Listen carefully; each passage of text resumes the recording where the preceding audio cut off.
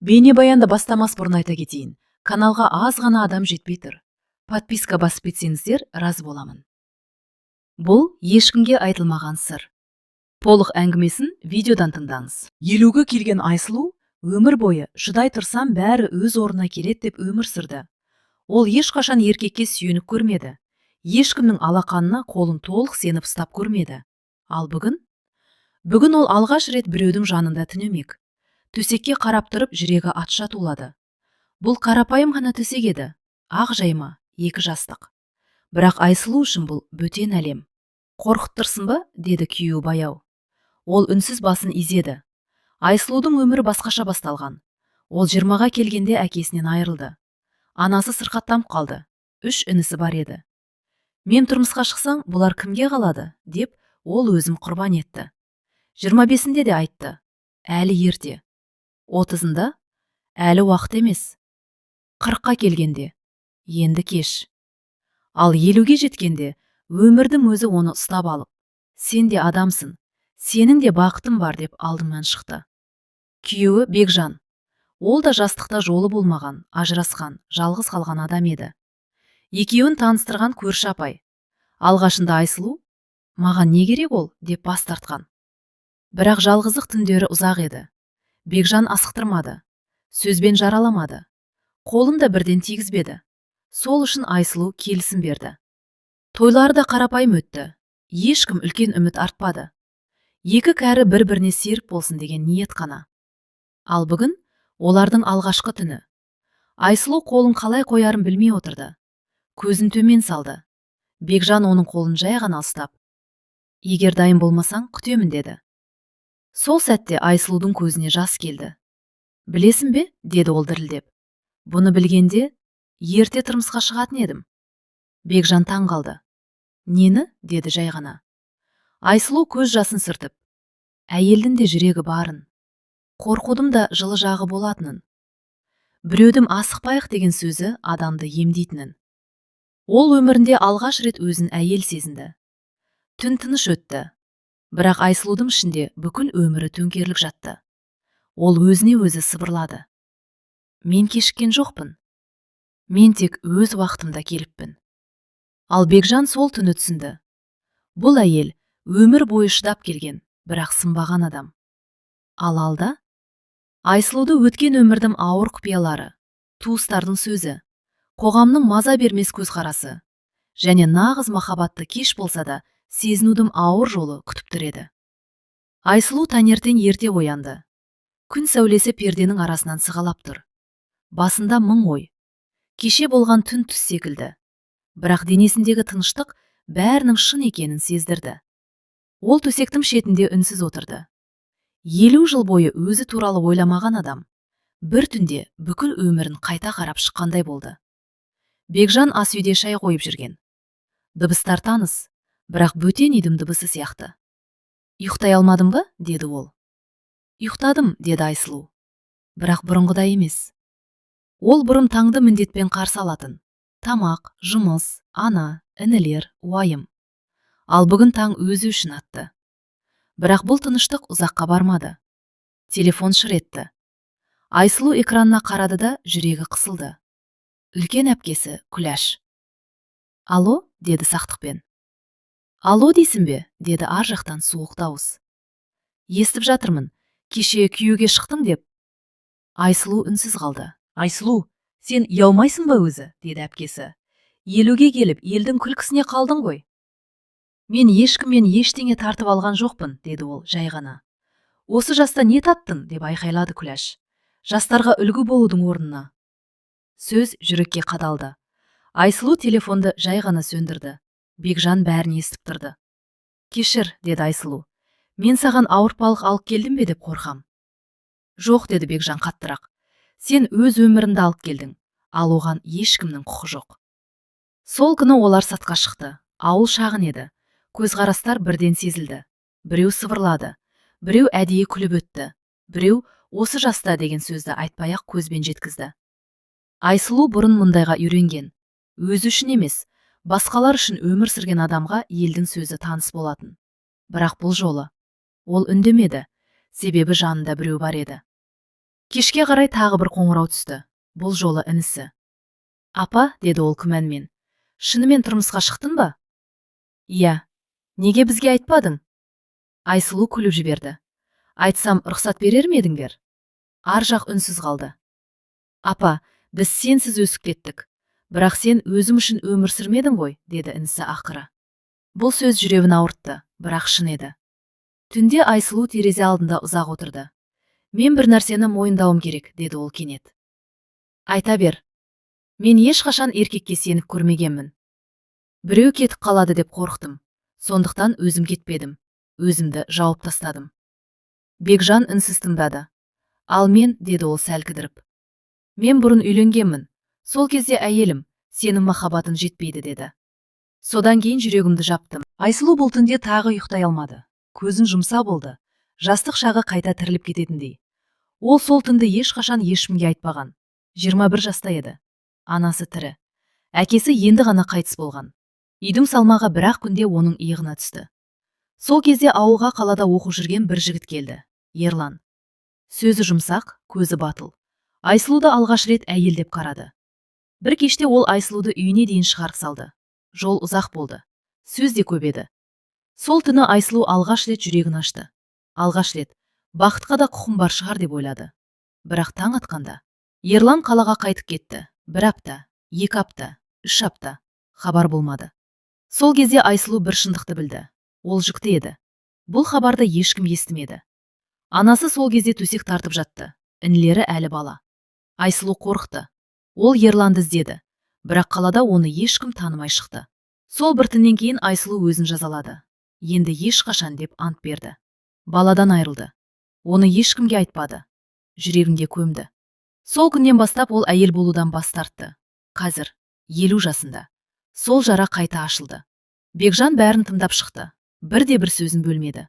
Мен сол кезден бастап өзімді лайықсыз сезіндім, деді Айсұлу. Менің өмірім қате сияқты болды. Бекжан оның қолын қысты. Сен қате емессің, деді ол. Сен тірі қалғансың.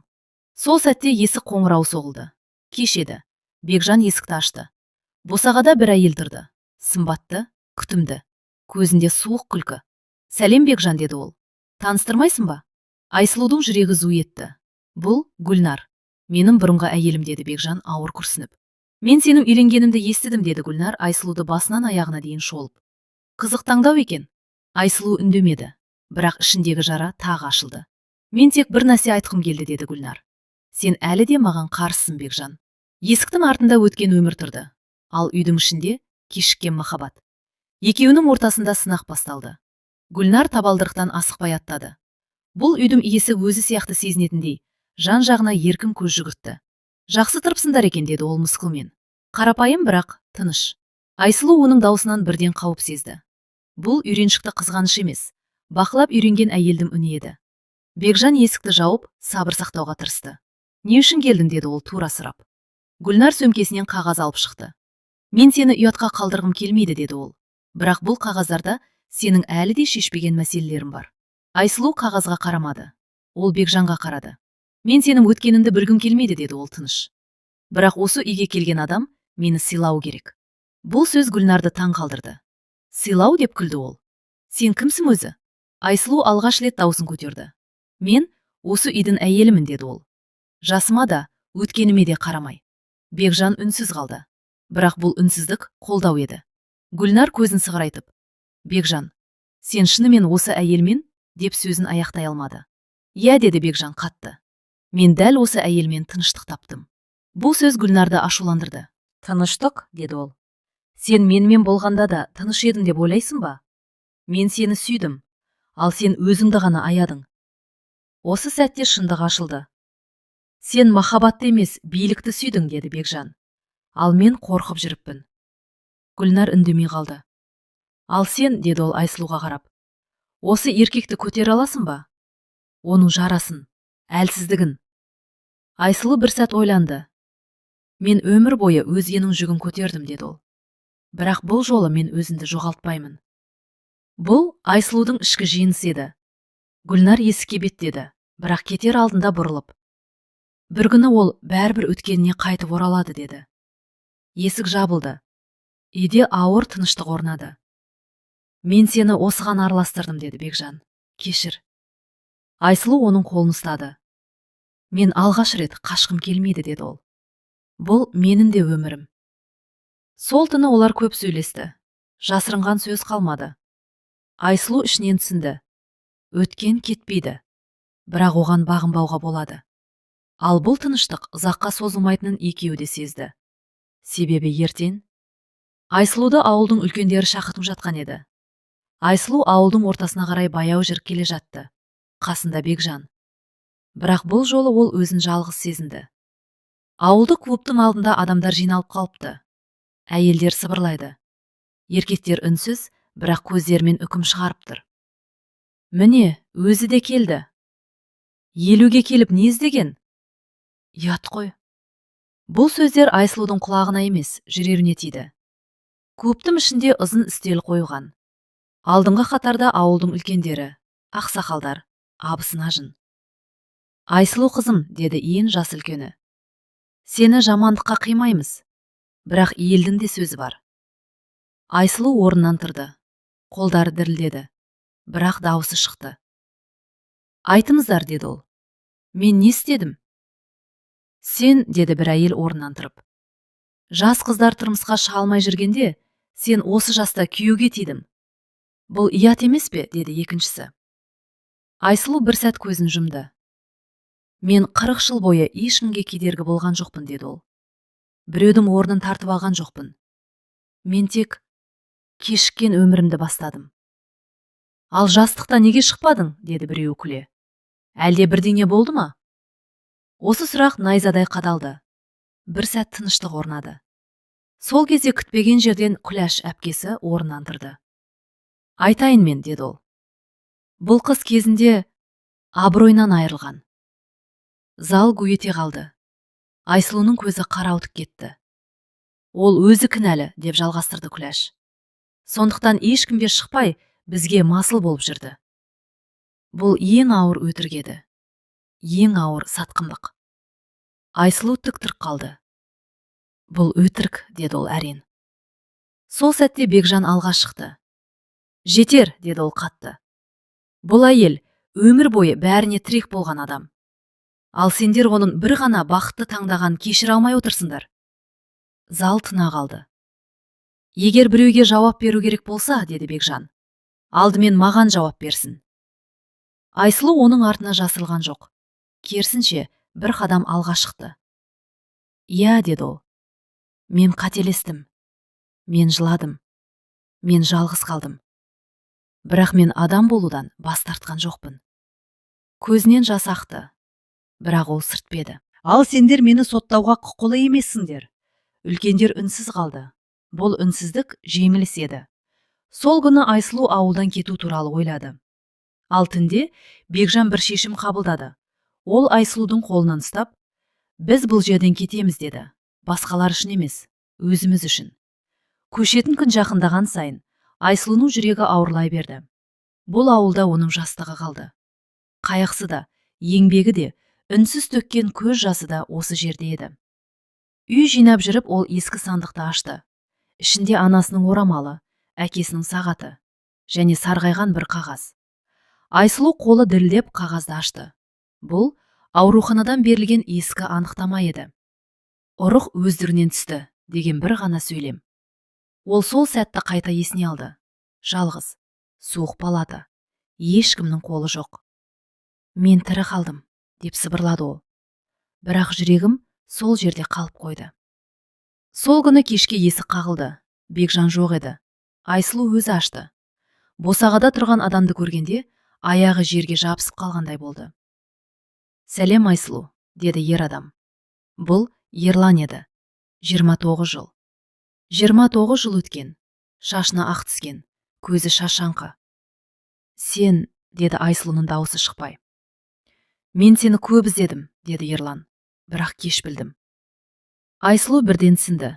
Ол бәрін білген. Айтпа, деді ол. Кеш. Бала, деді Ерлан дауысы дірілдеп. Бала бар еді ғой. Айсұлу көзін жұмды. Жоқ, деді ол қатты. Ол жоқ. Және ол сенің өміріне кірмейді. Ерлан басын төмен салды. Мен сол кезде қорқақ болдым, деді ол. Мен қаштым. Мен де қаштым, деді Айсұлу. Өмірден. Осы сәтте Бекжан кіріп келді. Үйдегі ауыр ауаны бірден сезді. Бұл кім? Деді ол сабырмен. Өткен, деді Айсұлу. Бірақ аяқталған өткен. Ерлан Бекжанға қарап, мен кешігіп келдім, деді. Бірақ шындықты айтуға міндеттімін. Шындық кеш болса да, деді Бекжан, оны екеуміз шешеміз. Ерлан кеткен соң Айсұлу жылап жіберді. Мен сені жоғалтамын ба деп қорқам, деді ол. Бекжан оның маңбайынан сүйді. Сен мені жоғалтпайсың, деді ол. Себебі сен қашпайсың. Түн ортасында телефон шырылдады. Айсұлу жауап берді. Айсұлу апай, деді бейтаныс дауыс. Мен сізді табу үшін көп іздедім. Сіз кімсіз? Менің атым Данияр. Мен балалар үйінде өстім. Құжаттарда сіздің атыңыз бар. Айсұлуның қолынан телефон түсіп кете жаздады. Қалай? Деді ол сыбырлап.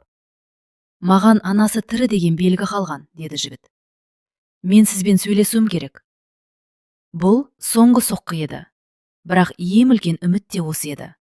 Айсұлу сол түні таң атқанша көз ілмеді. Телефон жанында жатыр. Жүрегі соққан сайын шыр ете қалама деп селт етеді. Анасы тірі. Жоқ. Баласы тірі. Ол осы сөзге өз де сенбей отырды. Егер бұл қате болса ше, деді ол сыбырлап. Егер бұл жай сәйкестік болса ше. Бекжан оның жанында үнсіз отырды. Қорықсаң да қашпа, деді ол. 40 жыл қаштым. Енді тоқта.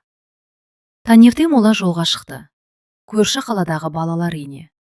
Айсұлу жол бойы терезеге қарап отырды. Әр ағаш, әр бұрылыс. Жүрегін одан сайын қысқандай. Ол мені жек көрсе ше, деді бір кезде. Неге тастадым деп сұраса ше. Бекжан көлікті баяулатып. Егер сұраса шындықты айтасың, деді. Ал егер жек көрсе, сен бәрібір анасысың. Балалар үйінің ғимараты сыр еді, бірақ Айсұлу үшін ол тағдырдың есігі болатын. Кабинетте отырған әйел құжаттарды ақтарды. Я, деді ол ақыры. Данияр, 29 жаста. Анасының аты Айсұлу. Бас тарту емес, уақытша қалдыру деп көрсетілген. Айсұлу жылап жіберді. Мен оны тастамадым, деді ол. Мен тірі қалу үшін солай істедім. Ол сені көптен бері іздеп жүр, деді қызметкер. Бірақ кездесуге дайынсыз ба? Айсұлу басын изеді. Аяғы дерілдеп тұрды. Есік ашылды. Бөлмеге ұзын бойлы қара торы жігіт кірді. Көздері өзіне ұқсас еді. Сәлеметсіз бе, деді ол. Апа? Жоқ. Айсұлу апай? Айсұлу орнынан тұра алмады, тек қолын созды. Данияр, деді ол. Балам. Бұл сөз шыққанда бүкіл денесі қалтырады. Данияр бір қадам жақындады, сосын тағы бір. Мен сізді жек көрмеймін, деді ол бірден. Мен жауап іздедім. Менің неге жалғыз өскенімді білгім келді. Айсұлу тізерлеп отырып қалды. Кешір, деді ол. Менің қолымнан басқа ештеңе келмеді. Данияр үнсіз қалды. Сосын ақырын ғана. Мен тірі қалғаныңызға қуаныштымын, деді. Бұл кешірмеді. Айқайсыз, көз жассыз. Бірақ ең ауыр әрі ең шынайы. Бекжан сыртта күтіп тұрды. Кіргенде Данияр оған қарап. Сіз анамның күйеуісіз бе, деді. Я, деді Бекжан. Егер қарсы болмасаң? Мен қарсы емеспін, деді Данияр. Анам жалғыз болмауы керек. Бұл сөз Бекжанның жүрегін босатты. Кешке Айсұлу баласымен бірге шай ішті. Қарапайым, тыныш. Мен сізден ештеңе талап етпеймін, деді Данияр. Тек кейде көріп тұрсам болды. Айсұлу жылап отырып күлді. Мен 40 жыл бойы ана болудан қорқыппын, деді ол. Ал сен мені бір күнде кешірдің. Бұл күн оның өміріндегі ең ауыр әрі ең жарық күн болды. Бірақ тағдыр соңғы сөзін әлі айтпаған еді. Ауылға оралғанда Айсұлу өзін бұрын соңды сезбегендей еркін сезді. Қарапайым көшелер, таныс үйлер. Бірақ көзқарастары өзгеше еді. Қоғамның сыңғыры, сыбырлары бұрынғыдай ауыр емес, тек қана әңгіме. Бекжан қолын оның қолына қысты. Біз бірге өтіп кеттік, деді ол. Енді тек өзіміз үшін өмір сүреміз. Айсұлу оған қарап күліп жіберді. Шынымен ме, деді ол. Менің өмірім, енді менікі ме? Я, деді Бекжан, сенің уақытың келді. Данияр да олардың қасында тұрды. Жас жігіттің жүзінде сүйіспеншілікпен түсіну. Апа, деді ол, мен сізді жақсы көремін. Бірақ сіздің бақытты болғаныңызды көру мен үшін маңызды. Айсұлу оны құшақтап алды. Сенің әрқашан жүрегімде болатынын білемін, деді ол. Ал мен өзіме де, өз бақытымға да құқым бар екеніне көзім жетті. Көшеде адамдар әдеттегідей сыбырлады. 50-ге келіп тұрмысқа шыққан, деді біреу. Айқай, бірақ бақытты көрінеді, деді екіншісі. Айсұлу бұларға назар аудармады. Жүрегі жеңіл, бірақ әрбір көзқарас оны бұрынғы ауыртпалықтан ажыратқандай болды. Түнде үйде үші бірігіп шай ішті. Қарапайым, тыныш. Бірақ әрбір сәт алтынға тең. Бекжан Айсұлуды қарап, сенің өмірің керемет әңгіме болды, деді ол. Қиыншылықтар көп болды, бірақ бәрі бізді осы жерге алып келді. Айсұлу басын изеді. Мен кешігіп келдім, деді ол күліп, бірақ енді мен өз уақытымдамын. Данияр араласты. Енді бәрі дұрыс сияқты, деді. Сіздер менің отбасымсыздар. Айсұлу сыртқа қарап аспанға көз тастады. Жарық ай сәулесі бәрін ақшыл алтынға бояп тұр. Бір кездері қатты қорқып өмірден қашып жүрген әйел енді шын мәнінде тірі еді. Қолы Бекжанның қолында, жүрегі бала мен серіктісінің қолында. Өмірде кешігудің өзі сабақ, деп сыбырлады Айсұлу. Бірақ кеше емес, бүгін басталса бәрі дұрыс. Сол сәтте терезеден жеңіл жел өтті. Өткеннің көлеңкелері артта қалды. Болашақ таза, ашық, жылулыққа толы. Олар үші бірігіп жаңа өмірге қадам басты. Қарапайым үй, қарапайым тағдыр, бірақ шын бақыт. 50 жастағы алғашқы махаббат, алғашқы бақыт кеш болса да келген еді. Және Айсұлу ішінен сыбырлады. Мен кешіккен жоқпын. Мен тек өз уақытымда келдім. Түн тыныштығы мен жаңа өмірдің бастамасы бірге үйлесті. Өмір бойы күткен тыныштық, махаббат және отбасы енді олардың болды.